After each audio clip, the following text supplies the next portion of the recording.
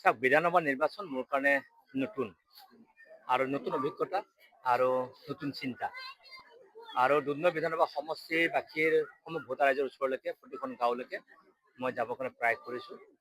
আৰু যিখন গাঁৱতে গৈছোঁ, যিটো অঞ্চলতে গৈছোঁ, ৰাইজৰ বিপুল সঁহাৰি, সুন্দৰ সহযোগিতা, বিভিন্ন জাতি জনগোষ্ঠী ধৰ্ম ধৰ্মাৱলী মানুহৰ সুন্দৰ সহযোগিতা। কাৰণ সকলো মানুহ, সকলো ৰাইজে উন্নয়নৰ সৈতে থাকিব বিচাৰিছে, প্ৰগতিৰ সৈতে থাকিব বিচাৰিছে। বিগত 5টা বছৰত ডক্টৰ হিমন্ত শৰ্মা ডাঙৰীয়াৰ নেতৃত্বত চৰকাৰখনে অসমখনক আগুৱাই নিবৰ কাৰণে, মহিলাসকলক আগুৱাই নিবৰ কাৰণে, ছাত্ৰ ছাত্ৰীসকলক আগুৱাই নিবৰ কাৰণে, খেতিয়কসকলক আগুৱাই নিবৰ কাৰণে, মাটিৰ পট্টাকে ধৰি যিমান বিভিন্ন ধৰণৰ চাকৰি বাকৰি আদিৰ ক্ষেত্ৰত গতিকে দেখিলে যে কেৱল আৰু কেৱল মাত্ৰ ভাৰতীয় জনতা পাৰ্টীৰ নেতৃত্বত এনডিএ চৰকাৰখনে এইটো সম্ভৱ।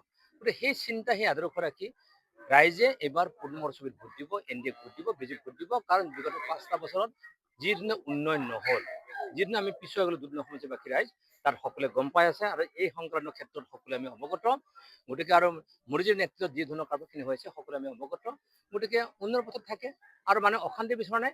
কংগ্ৰেছৰ দিনত গোটেই গোৱালপাৰা জিলাখন যি ধৰণৰ অশান্তিৰ পৰিৱেশ বীজ ৰোপণ হৈছিল, সেই অশান্তিবিলাকৰ, সেই উগ্ৰপন্থী সমস্যা, সেই সন্ত্ৰাসবাদী সমস্যাবিলাক এতিয়া সুন্দৰ পৰিৱেশৰ বাতাবৰণ সৃষ্টি হৈছে। গতিকে ৰাজ্যক শান্তি লাগে, উন্নতি লাগে, প্ৰগতি লাগে আৰু আমি দুধনৈ বিধানসভা সমষ্টিক আগুৱাই নিয়াৰ কাৰণে আমাৰ সংকল্প আছে। ৰাইজে উন্নয়নৰ লগত আছে, শান্তিৰ লগত আছে, 100% আশাবাদী।